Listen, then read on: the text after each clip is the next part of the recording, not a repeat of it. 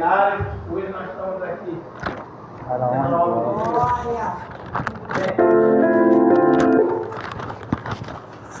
Senhor, nós está abençoando ele em nome de Jesus. Glória a Deus.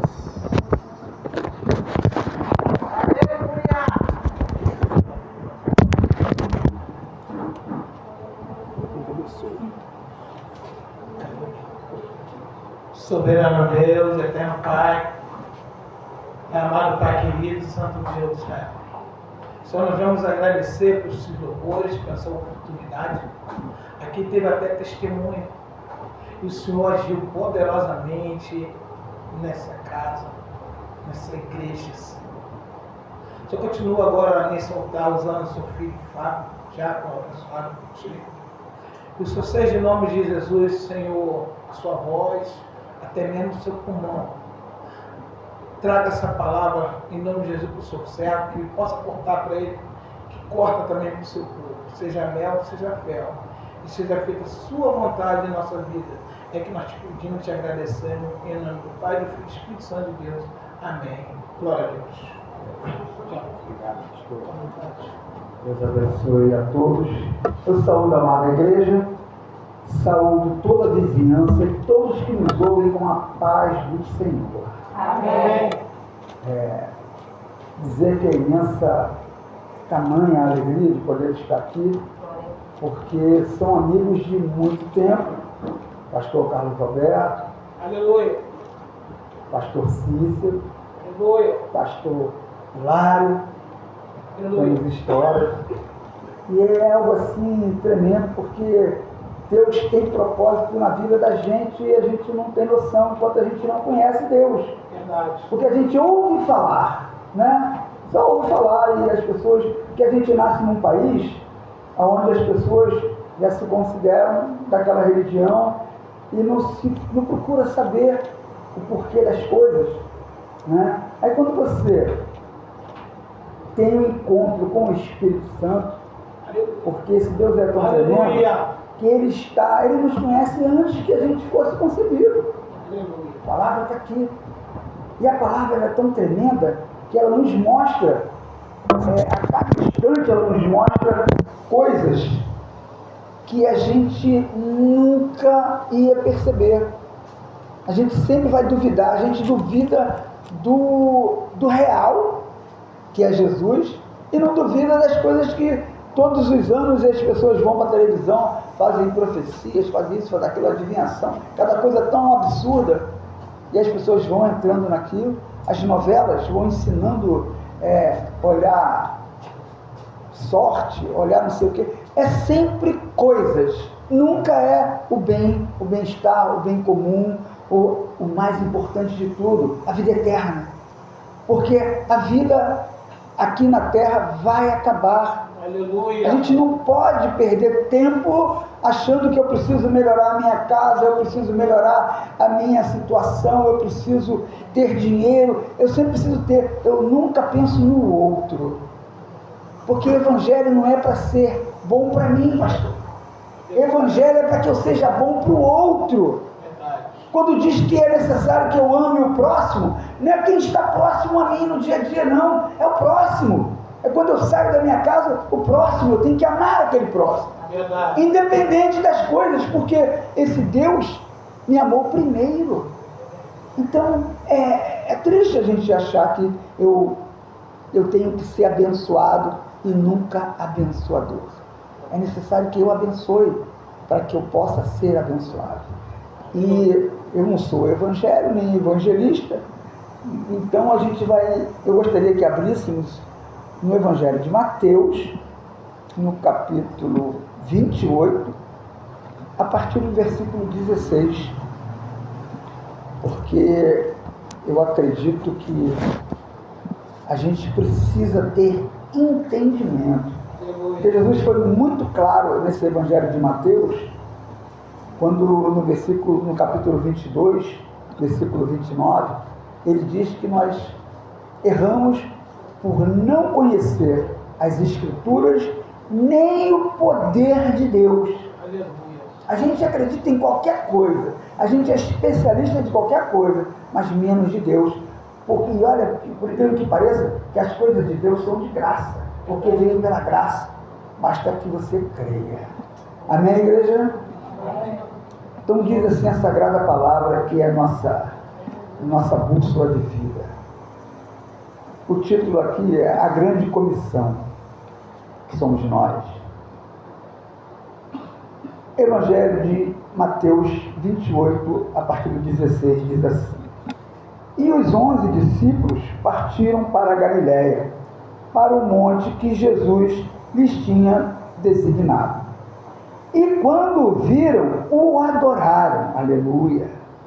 Mas alguns duvidaram.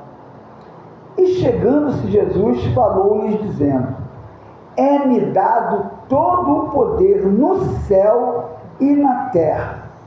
Portanto, ide, fazei discípulos de todas as nações, batizando-os em nome do Pai, e do Filho, e do Espírito Santo. Glória a Deus. Ensinando-os a guardar todas as coisas que eu vos tenho mandado.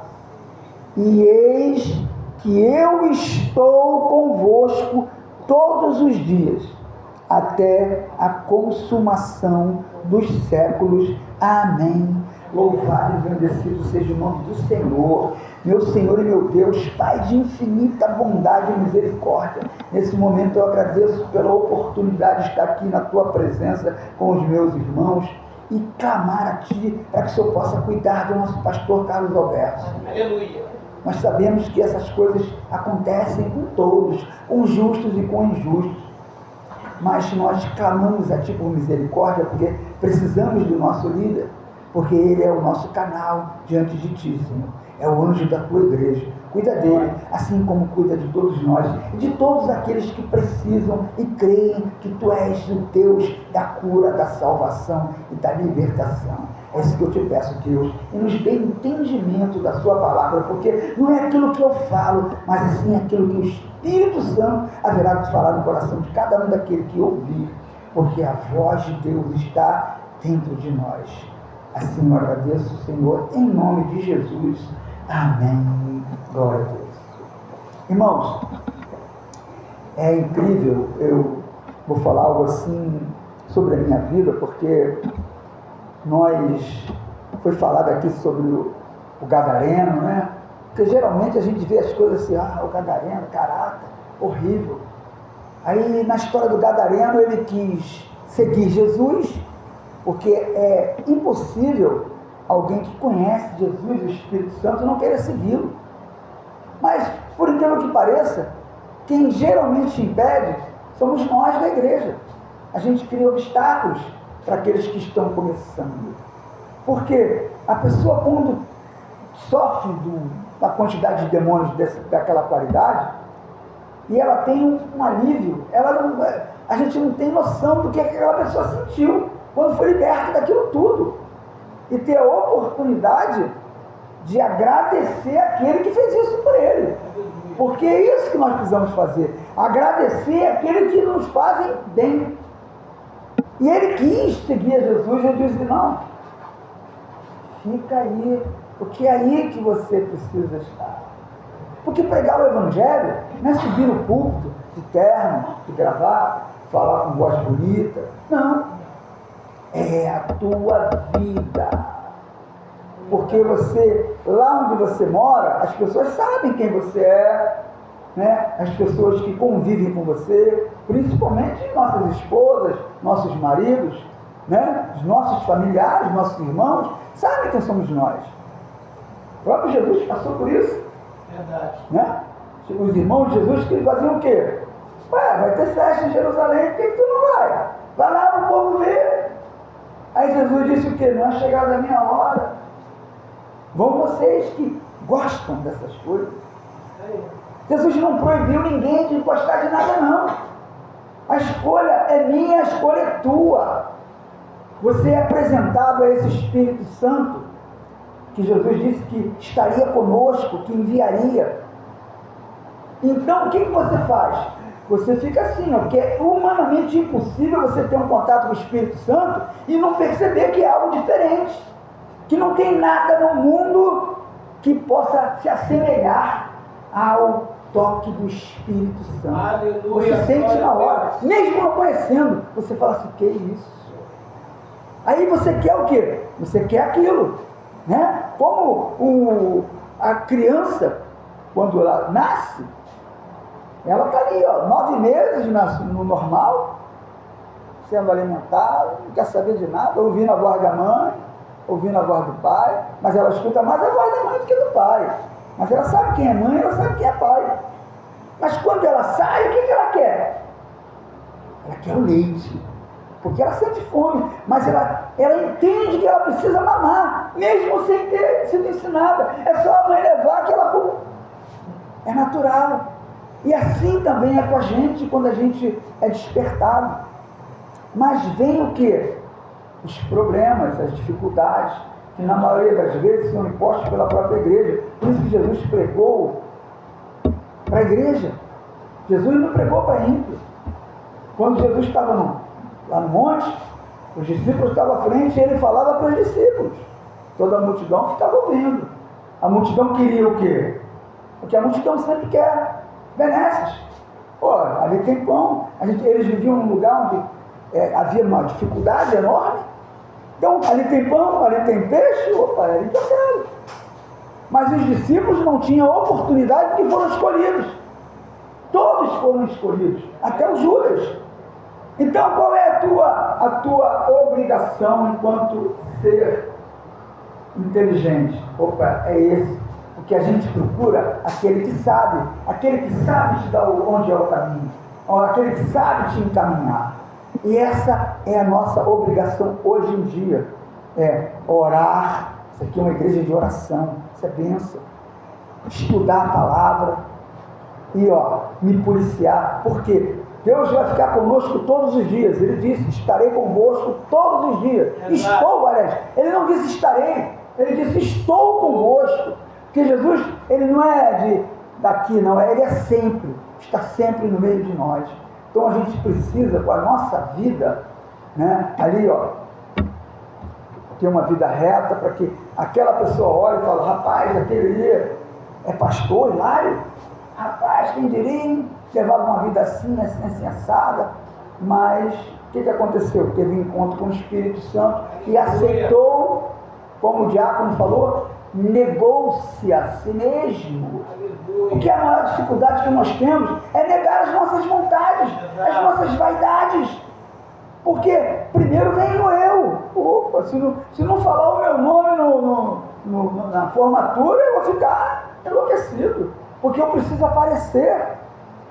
Ao contrário, o evangelho você precisa fazer. Simplesmente faz. Alguém precisa? Não importa se no passado aquela pessoa foi ruim para você, que Jesus disse que você precisa amar o teu inimigo. O inimigo não é teu, você que é inimigo dele, porque ele ainda não conhece o amor de Deus, mas você conhece.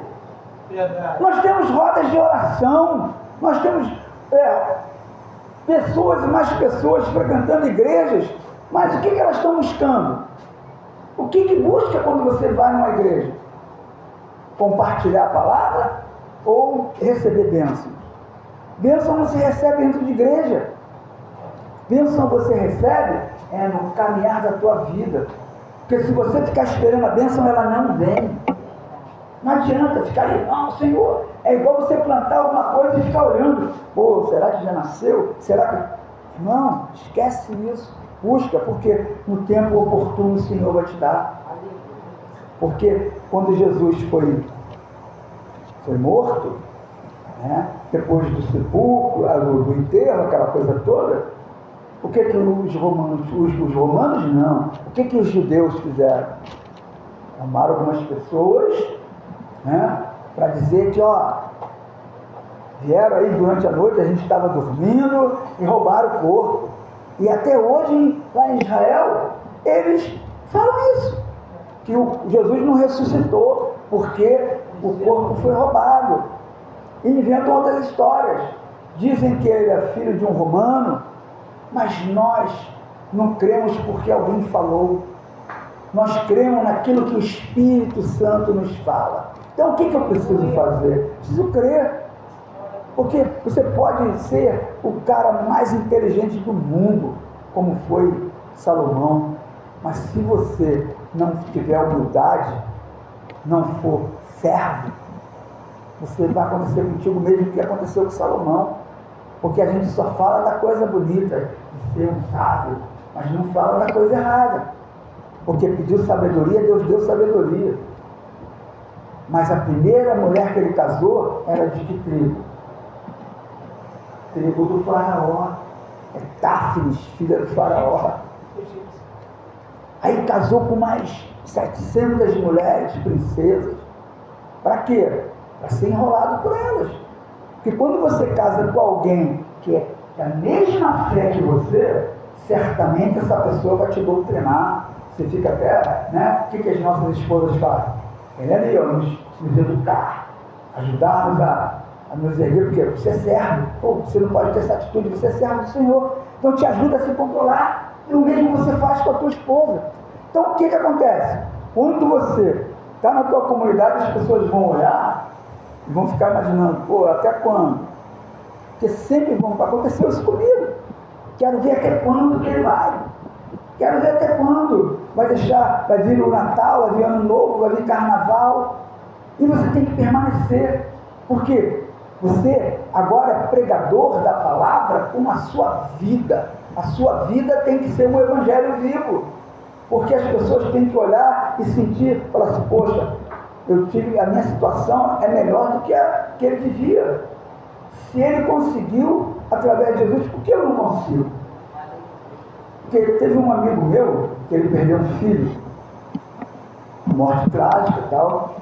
Aí ele me ligou ontem, para eu ir fazer um negócio na casa dele. Aí eu fiquei pensando assim, aí Deus palestrou comigo alguma coisa, eu falei, pô, ele é meio chegada à Bíblia, essas coisas, né? Aí, vaidoso. Aí cheguei na casa dele ontem, aí vi o que era, ele não estava. Aí a esposa dele me disse que ele estava muito depressivo, não é para... né? Aí hoje, quando eu cheguei lá de manhã, aí quando ele me recebeu, ele já veio com a Bíblia na mão. Aí eu, glória a Deus. Aí falei para ele assim, cara, aí abracei ele e falei assim, irmão, melhor livro, que aí você vai encontrar palavras que vão te dar um sentido. Porque não tem ninguém nesse mundo que possa fazer alguma coisa que alivie a tua dor. Mas tem o Espírito Santo, que é o Consolador que Jesus nos mandou. Esse sim pode te consolar. Porque a dor que você está sentindo, não dá para a gente imaginar. Mas entenda uma coisa, tudo é propósito de Deus. As pessoas podem falar o que for, mas entenda, é entre Deus e o teu filho. Porque Jesus foi crucificado entre dois ladrões. Um, mesmo sabendo que estava morrendo, ainda falou para Jesus, se tu é bom mesmo, sai daí e tira a gente. O outro não, disse o quê? Irmão, faça isso. A gente está aqui porque a gente vacilou. Ele não. Senhor, lembra-te de mim, o teu rei. Aleluia. Aí Jesus diz o quê? Ainda hoje estarás comigo no paraíso. Glória a Deus. Aí eu fico vendo Jesus, mas Jesus ficou 40 dias. Eu falei, meu irmão, se ele falou, está falado. Quem sou eu para contestar aquilo que Jesus disse? Se ele disse que hoje vai estar, e acabou. A gente não discute, a gente atende. Aí eu falei para ele assim, irmão, sabe o que acontece? É doloroso. Você acha que o que aconteceu quando Maria viu o filho dela crucificado, sabendo ela que ele não tinha pecado? Ela sofreu também. E é normal você sofrer. Agora, você não pode esquecer que Deus é maior do que tudo isso. Porque você vê o livro de Jó. Falei para ele, vê o livro de Jó, leia aí o livro de Jó. No primeiro capítulo já diz, havia um homem na terra de Uz chamado Jó. E este homem era íntegro, reto, temente a Deus e desviava-se do mal. Olha só. Testemunho maior do que esse não tem. Mesmo assim, Jó passou a ele e falou assim, rapaz, a vida dele não foi fácil. Eu falei, claro que não, de ninguém é fácil. Mas mesmo assim, ele perdeu a riqueza e perdeu as coisas mais valiosas da vida dele, que eram os filhos. Mas mesmo assim, ele permaneceu firme, agradecendo ao Senhor. Deus me deu, Deus deu, porque aqui, nada que a gente, ou a ciência venha fazer, vai impedir que a gente morra. Tem a loucura hoje de correr atrás de elixir da juventude. Para quê? Você vê a juventude como é que está? O jovem não respeita pai e mãe. E que a vida, se o único mandamento com promessa é honrar pai e mãe, e o jovem de hoje em dia não está nem aí matando, a gente só vê essas coisas. Então o que eu e você precisamos fazer enquanto igreja? Continuar meditando nessa palavra, continuar congregando com toda dificuldade. Na sexta-feira eu cheguei tão cansado do trabalho que eu apaguei. Falei, cara, tá difícil da gente ir na igreja. Sempre acontece alguma coisa, mas não tem problema, porque nós continuamos sendo igreja. Porque templo é templo. Porque, como eu já disse aqui uma vez, no templo de Jerusalém, a presença de Deus só se fazia naquele prédio quando Jesus entrava, porque não tinha mais a Arca da Aliança há muito tempo.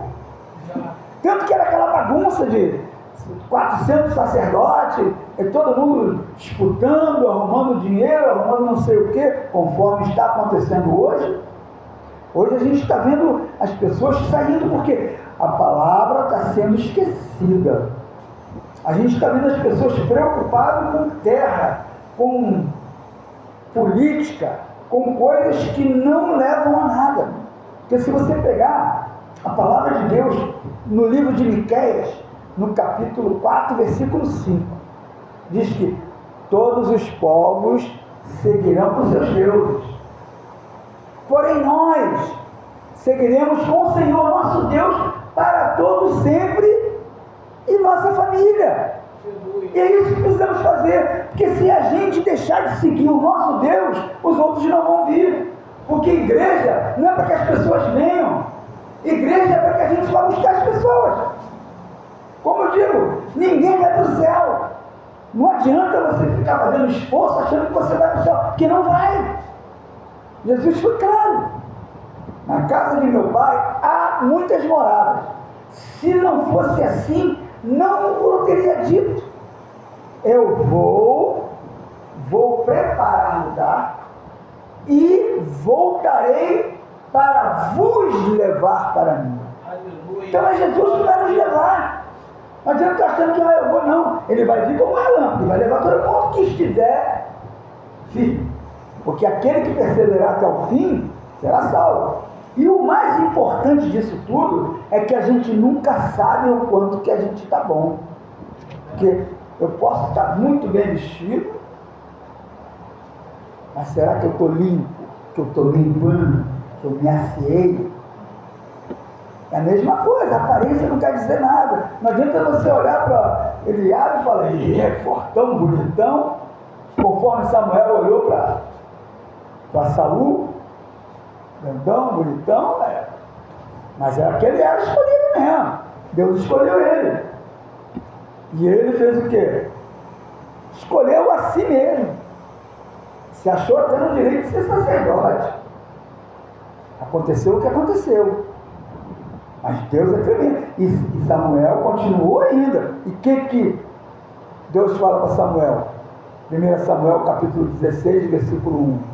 Até quando tu insistirás com Saul, sendo que eu já retirei meu espírito dele? Verdade. E tem um monte aí. Que ainda está, que a unção não sai não. Tanto que Davi teve a oportunidade de matar aquele que o perseguia, mas não matou, porque disse, não vou tocar no ungido do Senhor, porque não precisa fazer isso. Você precisa amar o teu inimigo, você precisa fazer às vezes de bom. Quem é bom? É Deus, é Jesus. Então seja bom. É difícil? Claro que é difícil. Se fosse fácil, estava todo mundo aí, ó. Mas não, é dificuldade mesmo, porque o céu, ele é ganhado à força, e a força não é você contra o outro, não, é contra você mesmo. É você, ali ó, contra você. Você tem que controlar a dificuldade que é o meu pensamento, a dificuldade que é as minhas vontades, a dificuldade que é eu resistir a não responder. Quando alguém vem, aí você fala, quem é fulano? Quem esse cara pensa que é? Vai falar assim comigo. Irmão, é você quem você pensa que é para responder a ele. Porque se o cara está com um problema, o problema é dele. Se você se mete no problema dele, o problema passa a ser seu. Aí você perde toda a razão e você acaba envergonhando o Evangelho. Porque daqui a pouquinho está ali, caramba, o cara diácono, pregando e fazendo aquilo ali. Então você tem que se vigiar. Porque eu preciso seguir essa palavra. Aí fala assim, cara, mas que dificuldade que é? Eu falei, cara, mas é maravilhoso. Porque quanto mais você lê esse livro, mais você aprende.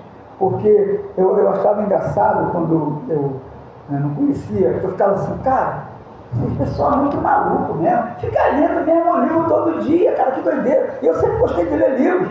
Então você lê o livro a primeira vez, depois adora, fica lá cheio de poeira. Aí quando eu comecei eu falei, rapaz, que doideira, a gente vai lendo a mesma passagem e ele vai te dando um entendimento.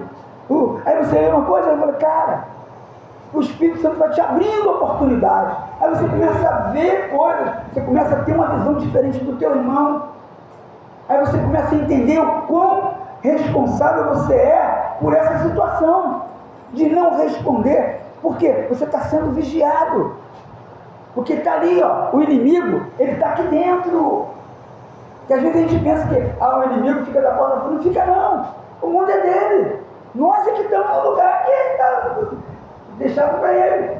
Mas só tem uma coisa, ele não pode fazer nada se Deus não permitir. Conforme foi com Jó, Deus permitiu, vai lá e faz. Mas só faz isso.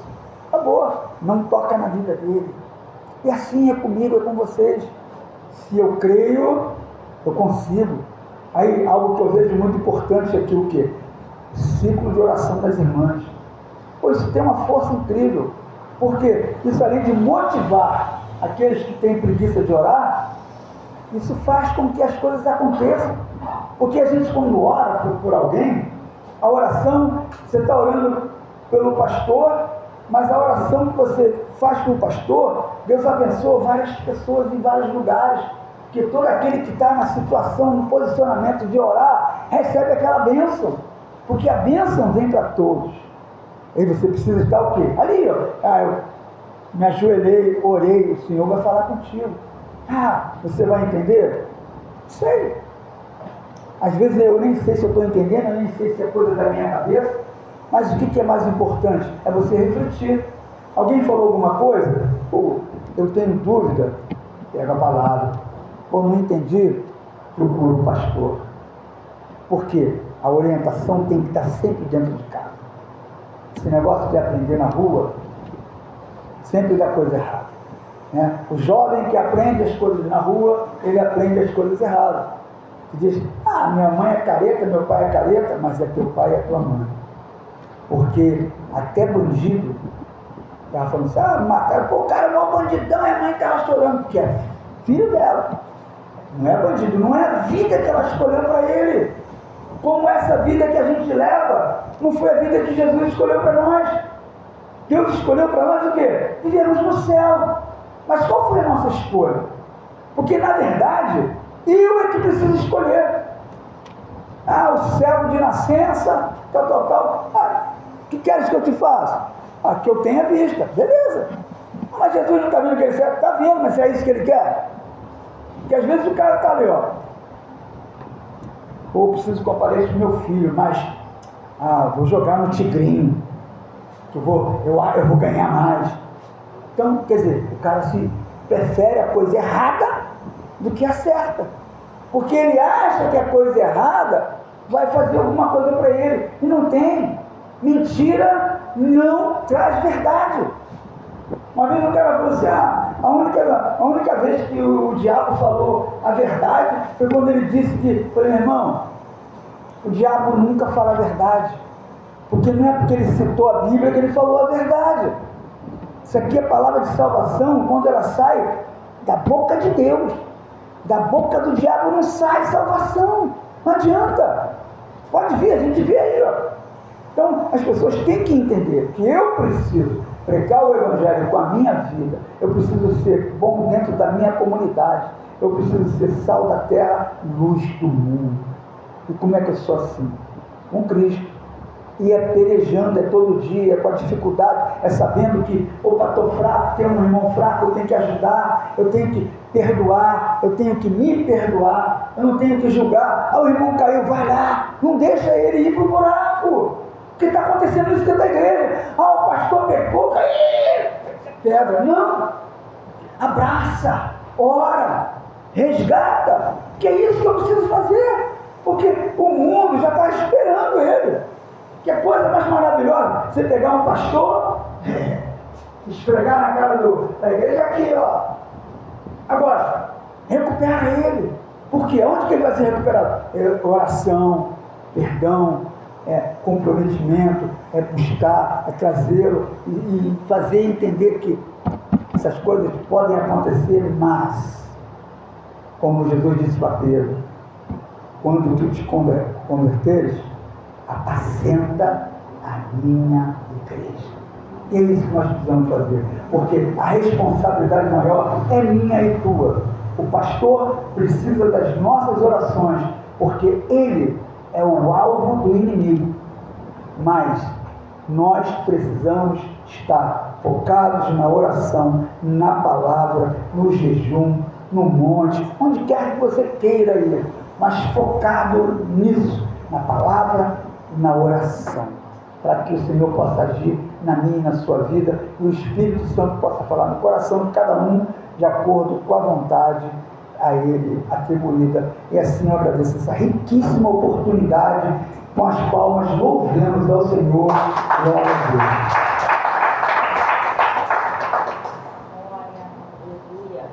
Glória a Deus. Quem recebeu essa